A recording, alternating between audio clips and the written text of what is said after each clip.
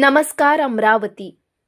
अमरावती शहरातील गोपालनगर परिसरातील मत्स्यगंधा कॉलनीमध्ये एक धक्कादायक घटना समोर येत आहे। दारूसाठी पैसे न दिल्याच्या कारणावरून मुलाने आपल्या वडिलांची हत्या केल्याची घटना घडली। मनोहर मधुकर बोरकर वय 55 वर्ष असे मृतक वडिलांचे नाव असून राहुल मनोहर बोरकर वय 30 वर्ष असे आरोपी मुलाचे नाव आहे। 12 मार्चच्या मध्यरात्री सुमारे 2 वाजताच्या सुमारास आरोपी राहुलने दारू पिण्याकरिता वडिलांकडे पैशाची मागणी केली, मात्र वडिलांनी पैसे देण्यास नकार दिल्यानंतर दोघांमध्ये वाद निर्माण झाला। संतापाच्या भरात राहुलने लाकडी दांड्याने वडिलांच्या डोक्यावर जोरदार प्रहार केला। या हल्ल्यात मनोहर बोरकर यांचा जागीच मृत्यू झाला। घटनेनंतर आरोपी राहुल बोरकर हा घटनास्थळावरून फरार झाला। या प्रकरणी राजापेठ पोलीस ठाण्यात गुन्हा दाखल करण्यात आला आहे। दरम्यान राजापेठ पोलीस निरीक्षक पुनीत कुलट यांच्या मार्गदर्शनात डीबी पथक प्रमुख मनीष करपे व त्यांच्या पथकाने तत्पर कारवाई करीत 13 मार्चच्या सकाळी आरोपी राहुल बोरकर याला ताब्यात घेतले आहेत। या घटनेमुळे परिसरात एकच खळबळ उडाली असून पुढील तपास राजापेठ पोलीस करीत आहेत।